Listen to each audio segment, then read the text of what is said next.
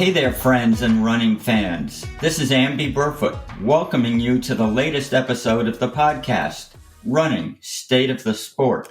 And this is George Hirsch, your co-host at Running State of the Sport. In every episode, we talk to the smartest, most informed, most influential, and sometimes fastest runners on the planet. This week we have a great conversation with American distance legend Deena Kastor.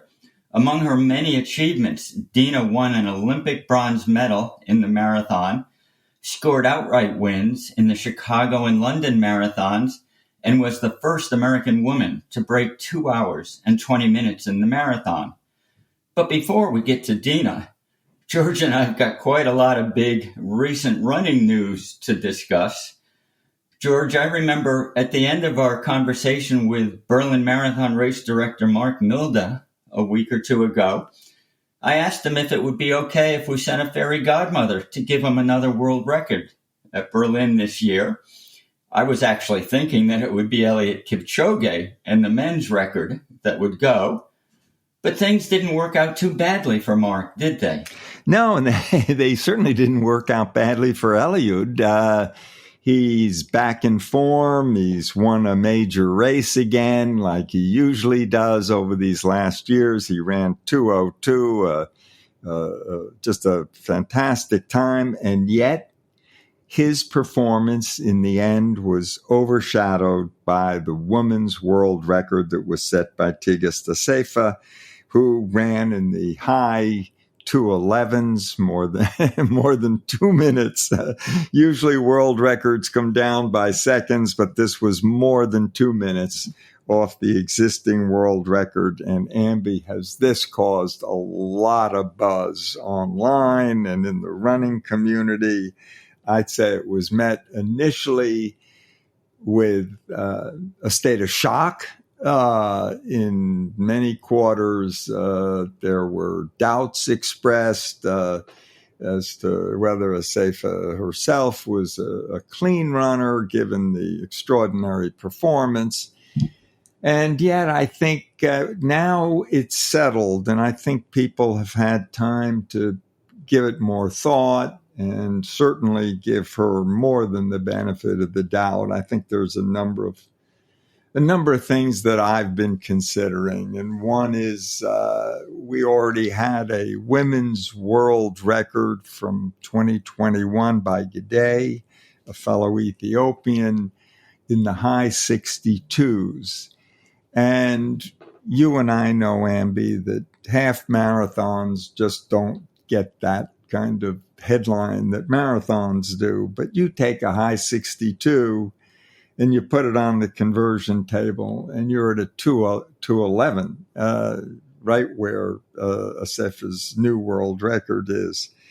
And people have said, oh, it's only her third marathon. You know, look, her first one was like everyone's first one. I know mine. I suspect yours.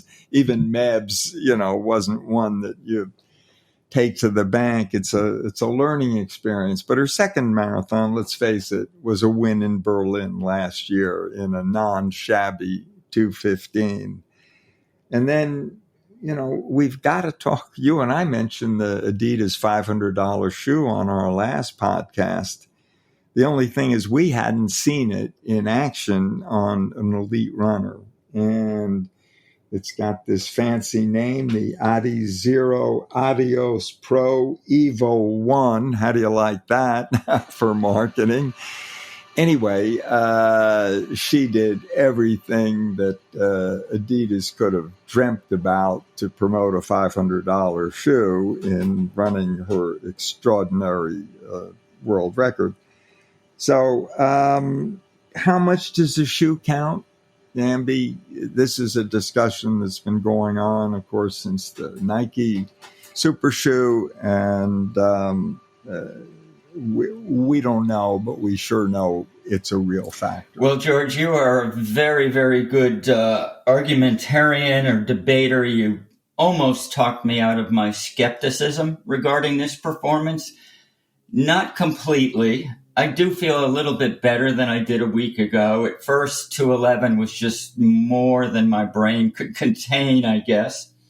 But then I looked around and I noticed the things that you have discussed, and I did my own math and percentages and things like that. And the mark is not totally out of this world like FloJo's 100-meter mark was, which so many of us have been skeptical about for so long. But it's really out there. I have to admit my stomach is a little bit queasy. I do wish that she had a little bit longer history in the sport and more performances behind her. I mean, the reason I love Eliud Kipchoge so much, and I'm sure everyone else does for the same reason, is the guy has been doing what he does for 20 years. He was way under 13 minutes in the 5,000 in 2003. And then he transitioned to the marathon. And of course, he's been not unbeatable, but world-class and mostly unbeatable ever since then. That's what I like to see when somebody runs a 1:59 or a 2:01:09 in an official world record. Assafa has come on strong and fast, and she may be the next Eliud. I don't know, but well, Amby, one thing you've talked about was Eliud's incredible performances 20 years ago on the track. And I think what we're talking about now is leg speed in the marathon. He was extraordinary on the track, as you just said. And I didn't know all this, or at least I hadn't recalled that Assafa herself was an 800-meter runner in the Olympics. She was a sub 2-minute 800-meter runner. So, my goodness, she comes with incredible leg speed. We're just certainly not used to 800-meter runners moving up to the marathon. But maybe we should begin to contemplate more of these track speedsters moving up, and not moving up when they get to be, 34, 35 years old. I think that's going to be of growing importance in the marathon, is just, sheer fast twitch. No doubt the marathon is a fast runner's game these days. And we have for decades now seen really fast milers move up to the marathon, less so the half milers to the marathon. But she could simply be one of the great talents of all time who, for whatever reason, was away from the sport for a few years, which she was. And now she's got her feet and her history and a pair of $500 shoes on board. And that's what it took. Certainly, there will be a lot of eyes on her in her future races, and I hope she will run as strongly in those as Eliud has in all of his wonderful races. So, Amby, there's, a lot's been going on in the sport. We had the recent first time World Athletics Road Race Championships in Riga, Latvia, and I think there was just for me, a couple of quick takeaways. One, and in that, there were 3 events. There was a road mile, a 10K, and a half marathon. No, I'm sorry. It was a road mile, a 5K, and a half marathon. And again, it was total dominance, with one exception, by Kenyans and Ethiopians. And it was interesting that the exception was in the men's mile, and it was Hobbs Kessler, an American, who actually walked away with the win. And that might not have been expected, but he's been a terrific talent since high school, and he's certainly proving it on the world stage. The other thing I took away from it was Faith Kipyegon not winning the women's mile. Now, I don't know if you'd agree with me, Amby. I think she was the dominant runner. regardless of event, in 2023, and unbeatable, and with performances that were, a safer life, let's put it that way. And for her to come in third in the mile, it just says one thing to me, and that is, on a given day, anyone can be beaten, and that's one of the reasons why we're so fascinated with this sport. I'm telling everyone that this is the year of women's running, not that there haven't been years and decades of great women's performances prior to this year, but boy, when we look back, we're going to see a whole bunch of them this year. I'm just going to mention a couple of other things real quickly to wrap us up. There was a Masters world record that few recognized in the Berlin Marathon. It was set by a Swiss runner, Tadesse Abraham, who sounds like he probably came from East Africa at some point. He ran 2:05:10 in Berlin to break the previous record, exactly, held by a guy named Genisa Bekele, who we all know a whole lot about with his great background. Also, less exciting to me, in fact, quite sad to me, in the last week, the Boston Marathon has announced that 9,000 runners who believed that they had achieved a Boston Marathon qualifier, they hit the times on the website, 9,000 plus were informed that, in fact, their times were not fast enough to get them an entry into Boston. In fact, you had to beat the qualifying time by 5 minutes and 29 seconds, I believe it was. And I hope the Boston Marathon and its leadership does something really quick and dramatic to clear up the situation where you can have that many runners qualify or think that they qualified, train and work for months, years, I don't know how long, and then find out, in effect, it was all for naught. Yeah, I agree. It hurts. I mean, to think that you've put all that time in and you've picked a fast course, maybe the California International Marathon, something like that.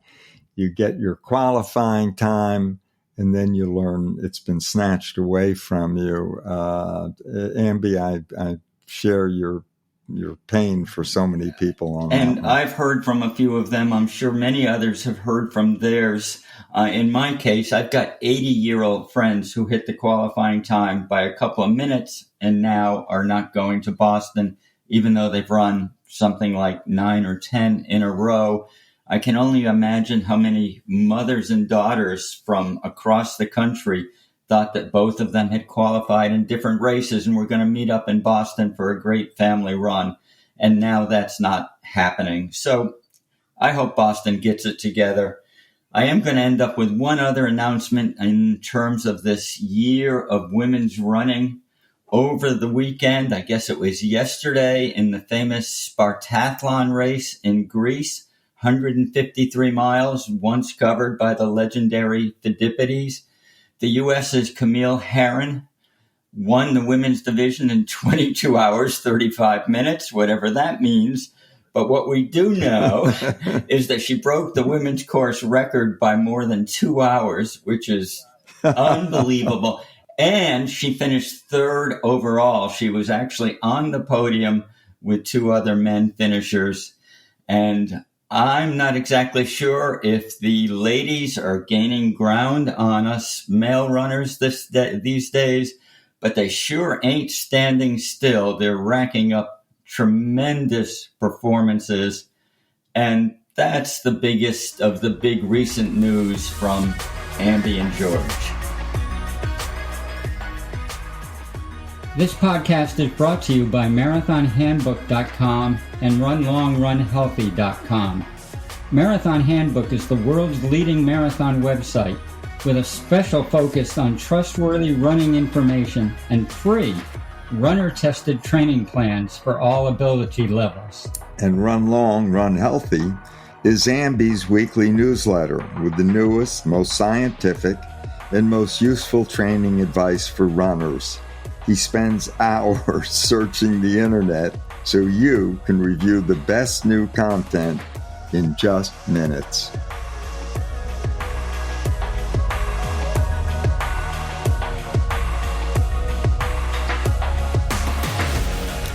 Now let's turn to this week's guest, Deena Kastor. Her career and accomplishments are so long, we can't possibly go over it. But I'll at least start out by saying she's an Olympic marathon medalist, a Chicago and London marathon winner, and of course, the first American woman under 220 in the marathon. In addition to that, she's a longtime friend to George and me both. And also, I'd say, a real friend of the running community. And, with all those accomplishments that Amby mentioned, I think the thing about Deena that we all admire is that she's always been able to keep her feet on the ground. So, Deena Kastor, welcome to the Running State of the Sport podcast. We're thrilled to have you with us today. It is so great to be here with you guys. I blush when you're talking like that. I know this is just a voice podcast, but if our listeners could see, I don't know why I get so embarrassed. But it is great to be here with you, and it feels like we're just sipping on coffee and having some tea time at some race somewhere in the world. So thanks for having me on.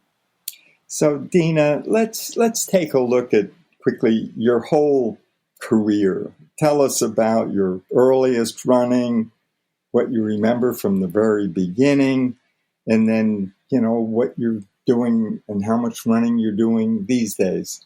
Yeah, well, these days, not very much. I'm entertaining a teenager all summer long, my daughter Piper. Summers are a lot of work, so I'm trying to get out there a few days a week. I will be going to Beach to Beacon to join Joan Benoit Samuelson in her race. 7 miles seems daunting right now, but I'm gonna grin and grit my teeth and get through it, chasing Joan around the streets of her hometown in Cape Elizabeth. But in the beginning, sports were always a part of my life, and I was the nerd on my dad's soccer team that only scored one goal at the beginning, the first game of the season. And unfortunately, it was because I didn't realize that we switched directions at halftime. So it was actually a goal for the other team. There was a coach that came up to my mom. My mom doesn't have a lot of memories from the early years, but she has this one. And a coach came up to her on the sidelines and said, "Is something wrong with your daughter that she's getting worse as the season goes on?" So I was just terrible with hand-eye coordination. I was distracted easily, making dandelion necklaces on the outfield of my dad's softball team. Like he was signing up and volunteering for all these different sports, but I cared more about the bubble gum and the flowers. And it wasn't until my mom desperately wanted to save my self-esteem. That was a big buzzword in the 80s. She wanted to save my self-esteem. And in track, everybody got to participate and everybody got a ribbon at the finish line. And so for her, this was the answer to that. And I remember that first day, stepping out and being able to run on the trails right outside the school we were running in the Santa Monica Mountains and just falling in love with it. The freedom, the beauty. I always saw the mountains as we drove to the mall to go shopping or go to the movie theater, but I didn't know you could actually go into them and play in them. I think that's a big reason why I live in Mammoth Lakes, California. I just have these trailheads all around. So it keeps me rooted in my love of the sport and what that offers. Deena, we're so glad you decided to change sports from soccer. So you still got started fairly young, but what I always admire about careers like yours is your career was long and it was always at a very, very high level. How did you do that? What was the motivation? What kept you going high and hard and strong for so long? I think because I didn't see it as a high level. There was always a tier above me that I was striving for. So in college, I actually had a really complicated relationship with my college career because as I was writing my book with our mutual friend Michelle Hamilton, I was listing how bad college was, but I was a 9-time All-American. I was runner-up in the NCAA a couple times. And Michelle was like, well, that's pretty good. And I said, yeah, but it was always the national championship that I was trying to get for my coach and my team to contribute in that big way. And so I always felt like I was falling short. And so really was wondering if professional running was even for me. If I can't make it at a college level, how could I possibly make it as a professional? And, it took someone, my assistant coach at Arkansas, cracking open a door of faith in me, saying like, I think you've got more in you. And that's all it took for me to dive in and see if I did, and leave no stone unturned, being able to work with Coach Joe Vigil for the first 4 years, actually 8 years of my professional career. And so it was, I feel so fortunate to just be around the right people all the time that know I have more in me and find a way to draw that out. And for me, it was never about winning or success. It was about excellence and trying to chase a better side to me. And so I feel really fortunate to have had those opportunities and always seek something more. The Japanese have a term, kaizen, and it's the principle of unending achievement and the setting and achieving of higher goals. And that's what I sought all the time. Even that now I've gotten slower. I feel that same thing. Running always draws out the best in me. And so to keep that in the sport, it's why I've never officially retired. So although I don't run as much or chase those high goals, it always offers that something more. And that's more physically, more emotionally, more mentally. And I really thrive in seeing what it can pull out. So, Deena, you've mentioned a couple of coaches who've been very motivating. How about along the way? Are there others that have come from sponsors, agents? It takes a team, doesn't it? It sure does. Running seems like such an individual sport, and it is far from the truth. Luckily, my husband has been a rock to me since the day we met. He is always the person encouraging me to go that extra mile. He's supportive of the training programs under other coaches, but then inevitably, when he became my coach in my last few professional years, just really supportive of everything that I do, massages and helping stretch me out. I'm a lazy stretcher, so he'll stretch me out before training runs. And so I feel really fortunate that he is in my corner 100% of the time while he's pursuing his own coaching career.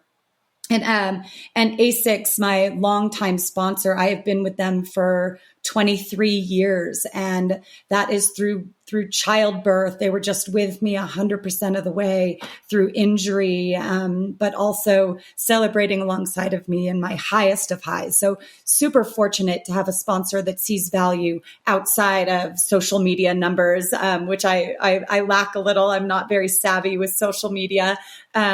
But even performances, to be able to travel and represent them as I give keynote addresses and ambassadors to other races around the world. They're with me all the time. And I remember having in my contract 12 years ago, because that's how old Piper is. I remember having in my ASICS contract that if I don't compete in a 9-month period, that I have this reduction clause. It was one of my reduction clauses. And people would say that that's a pregnancy clause, right? Because 9 months of not competing is probably due, that specific number is probably due to having a child.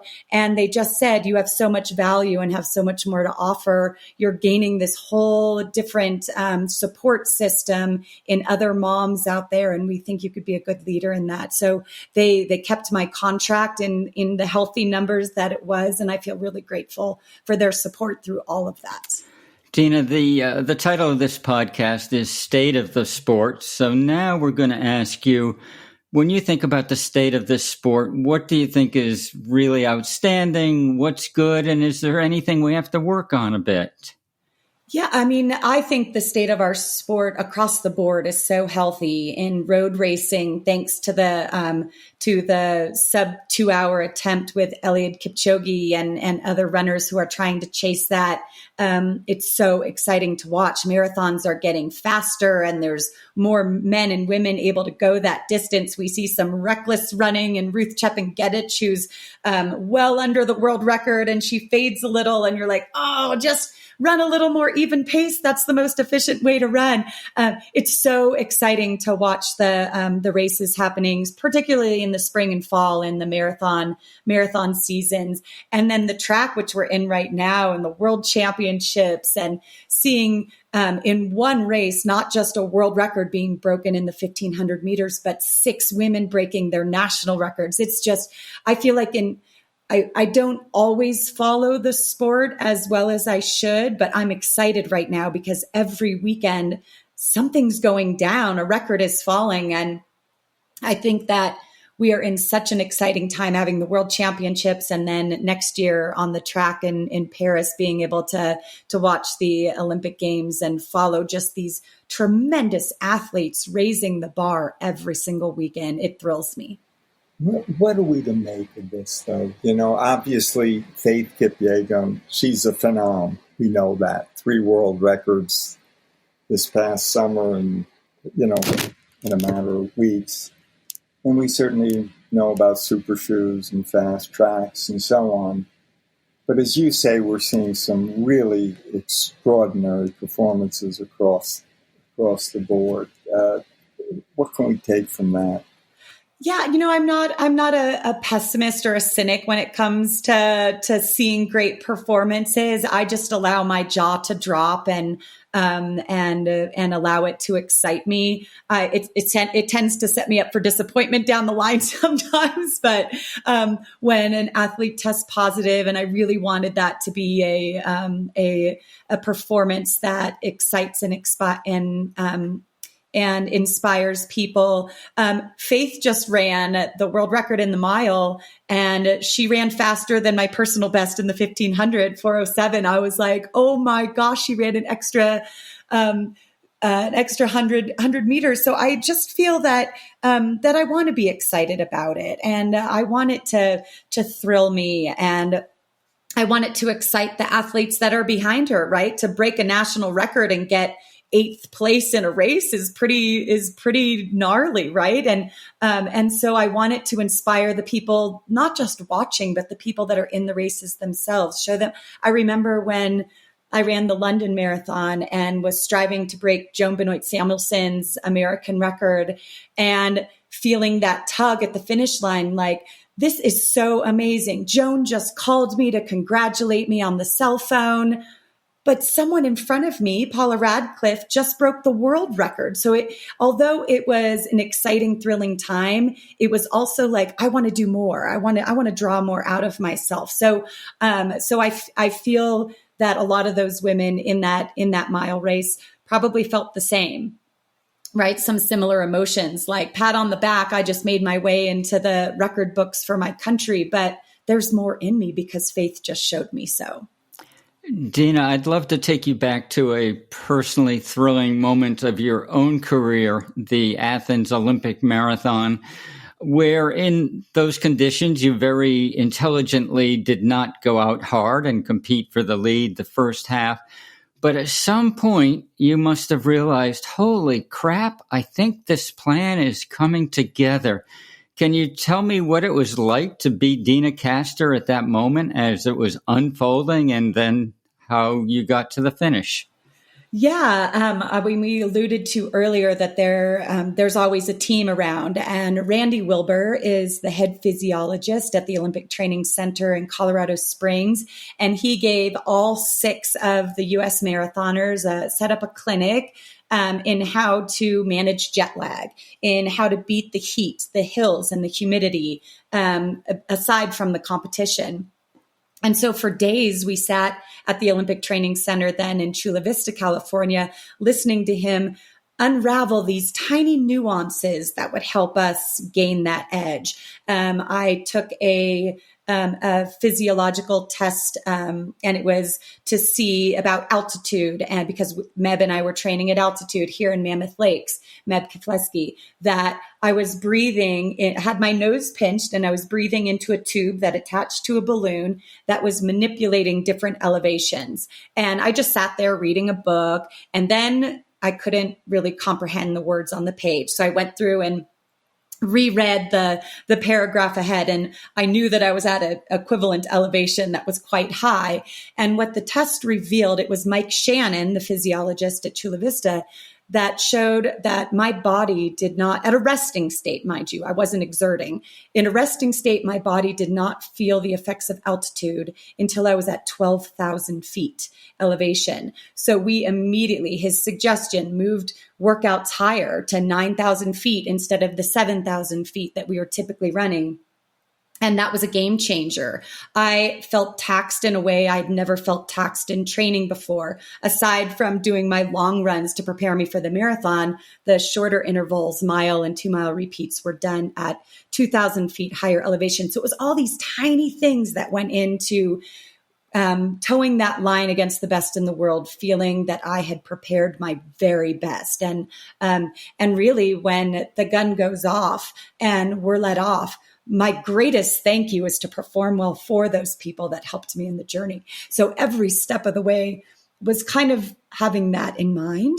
And, but at one point I thought, I'm losing it. I'm not where I want to be in this race, and I need to get going. And so I started counting the people I was passing, and that momentum really started building as I got in the top 10.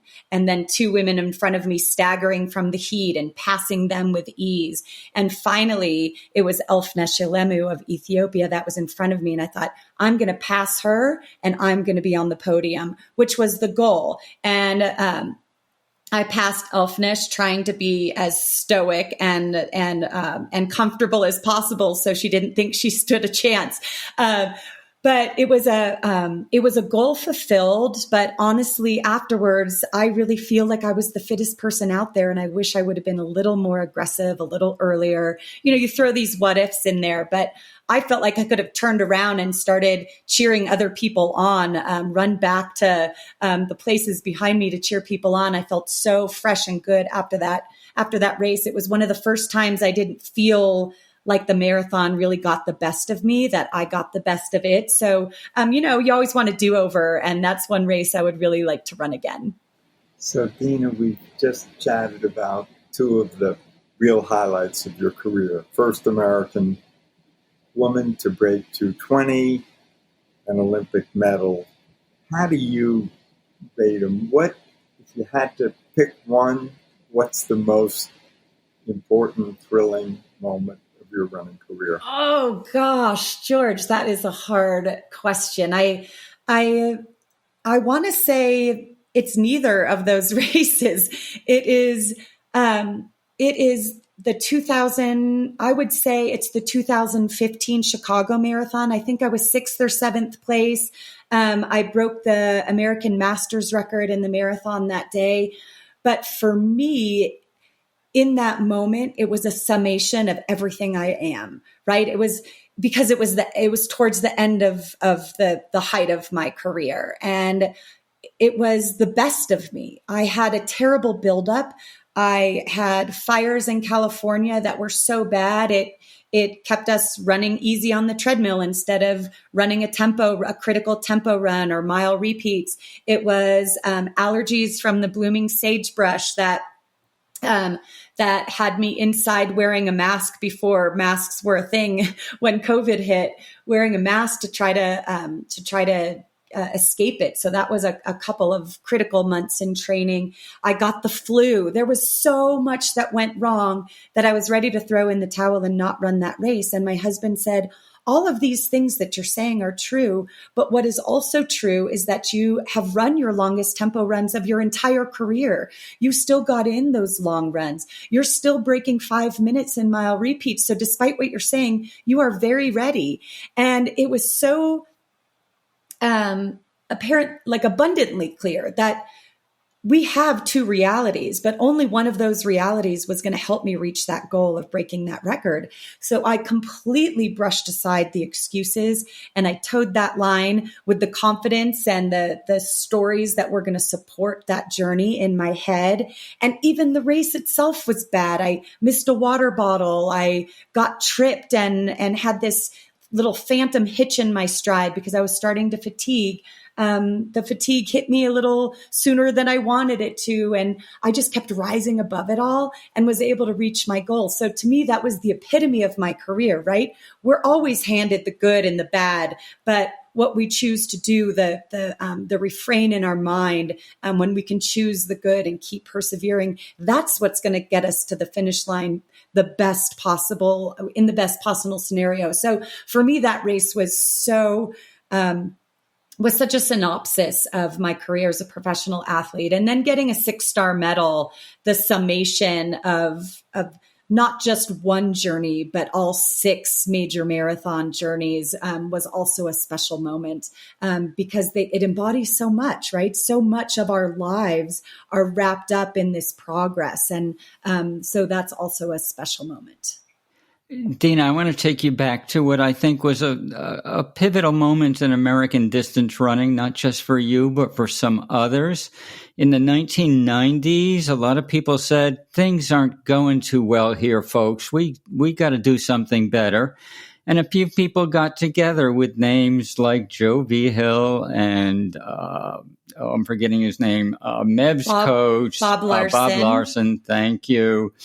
And you and Meb and Sarah and Ryan were there for a while, and you were all training in Mammoth. What was that like? What was that energy and spirit and team pulling for each other like? Yeah, we had Abdirahman here and Amy Rudolph, who was the American record holder in the 5,000 meters.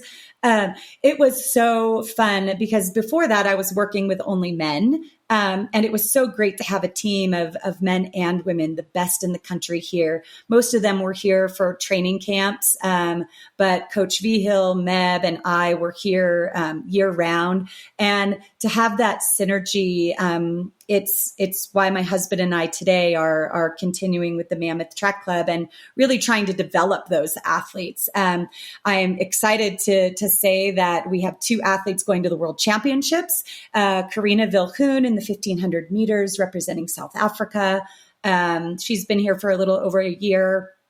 And Nico Montañez will be representing the United States in the marathon. So it's so exciting to see such young talent being built. And really, Andrew does all the coaching, but I'm like the biggest cheerleader on the sidelines. Just really, I feel the thrill in seeing it because I've been there before. So, Deena, you've talked about Andrew and how motivational he's been, but 2 of you together in the sport, does that lead to conflicts when you're, trying to achieve similar goals and maybe you have different viewpoints on things? Yeah, I think we align. I believe in him so much because it's a similar program that I was built from. So I believe in what he's doing. I think the frustration comes when I see athletes doubting themselves. And that's where my frustration comes from. When you see someone working so hard in practice and it's all coming together and seeing that these times add up to these kind of results, and then they fall short on race day because they doubted themselves. That's like the most heart-wrenching thing. And I think that's what makes coaching so challenging, is that you kind of wrap your own self-worth up in their performances.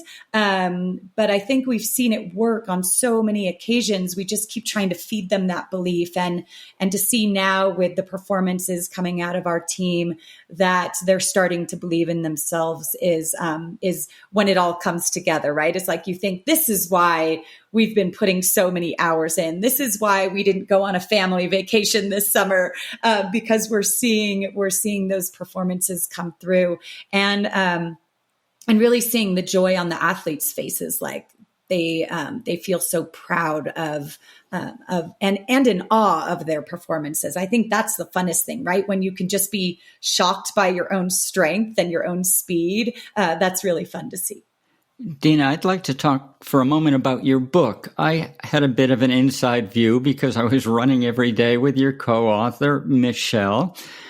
And when she told me what the book's title was going to be, I was like, what? What does that mean? Let your mind run. So it shows how little I know. But two questions, really. One, I'd like to know what that means to you, let your mind run, and why that became the theme and the title of your book.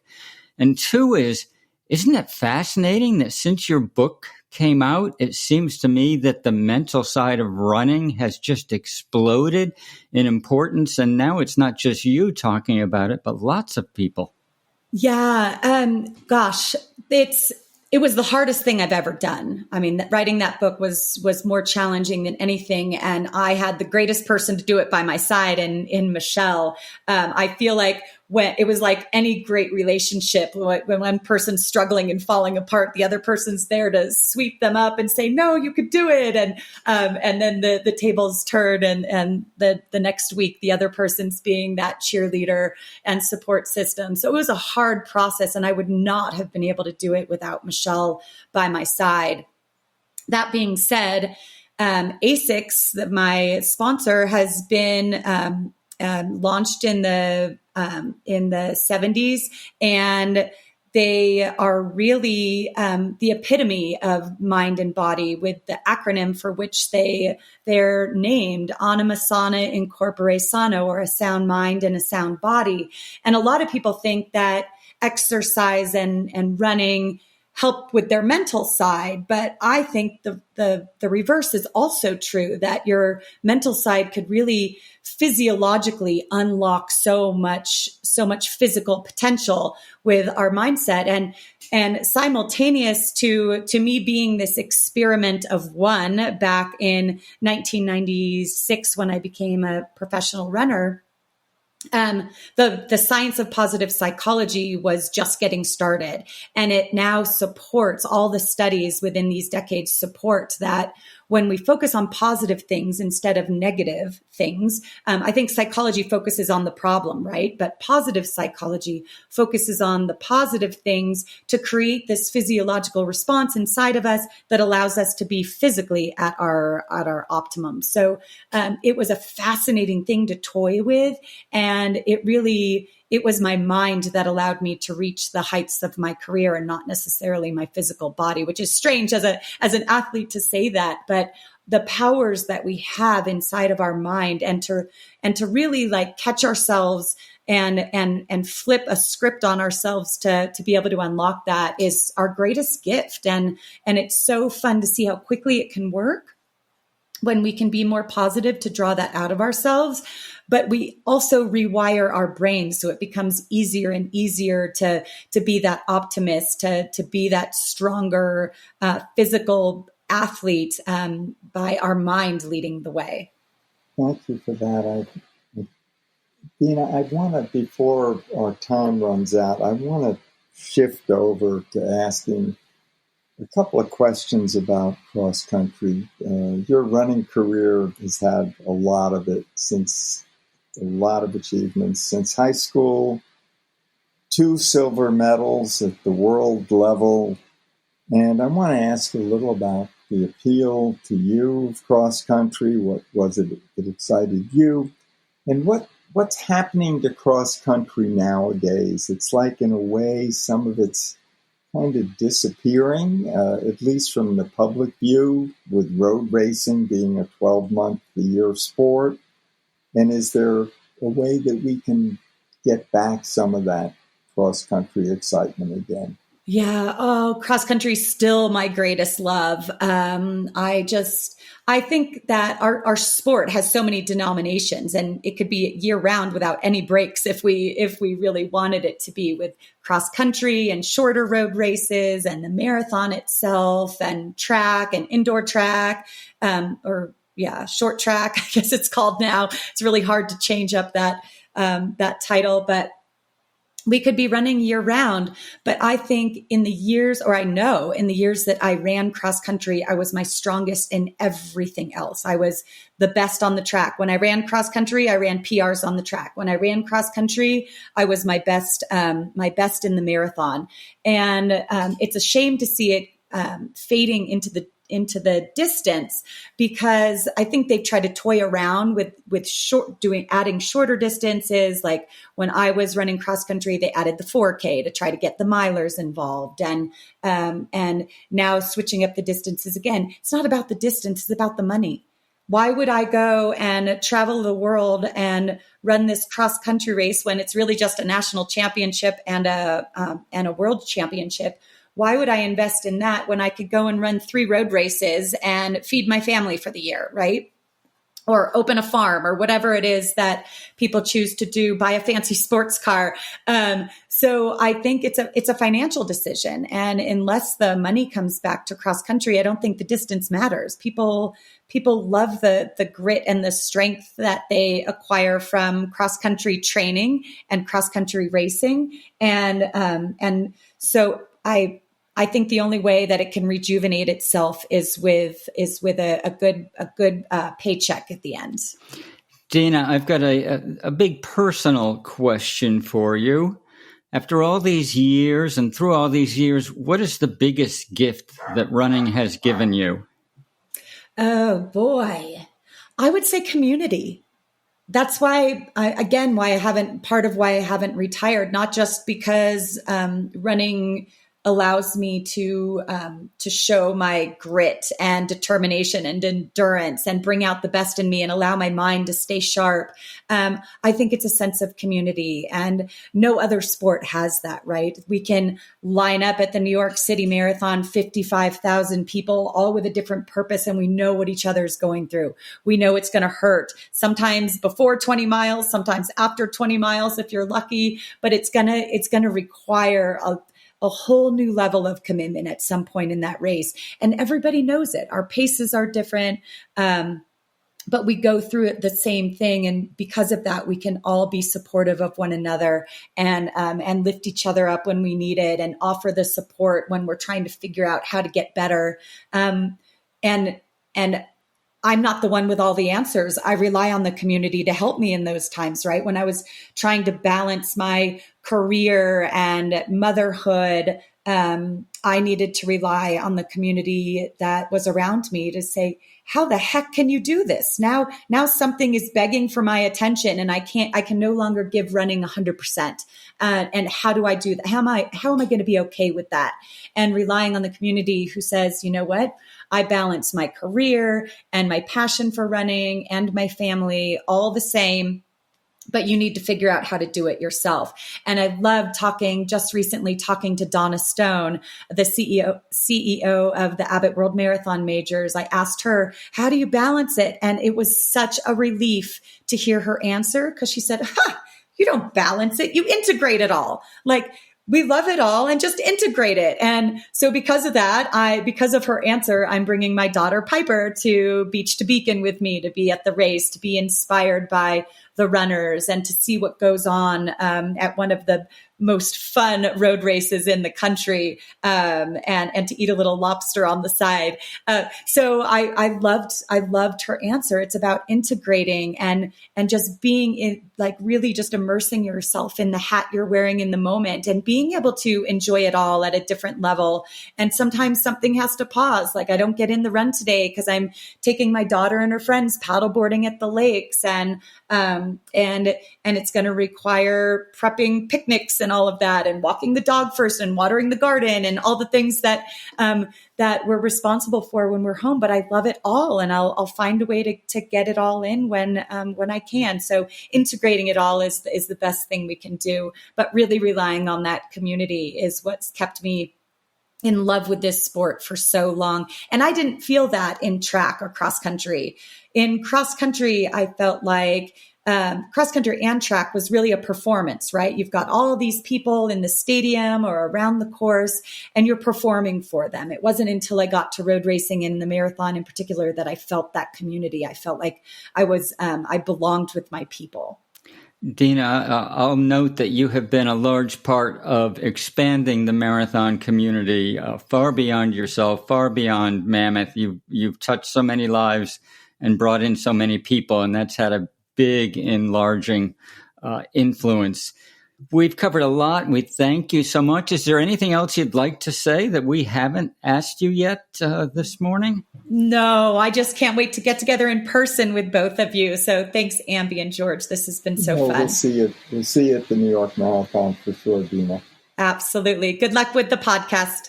Thank you for joining us at the Running State of the Sport podcast. It's always a pleasure to catch up with you, and we hope we see you soon.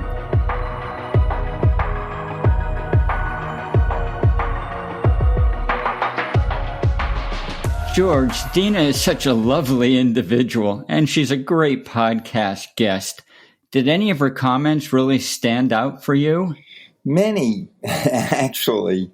But I was a bit surprised by her description of her greatest racing moment. I suspected it would be the Olympics, or maybe the first American woman to break 2:20 in the marathon. But instead, she went right away to her 2:27 American Masters record set back in Chicago in 2015.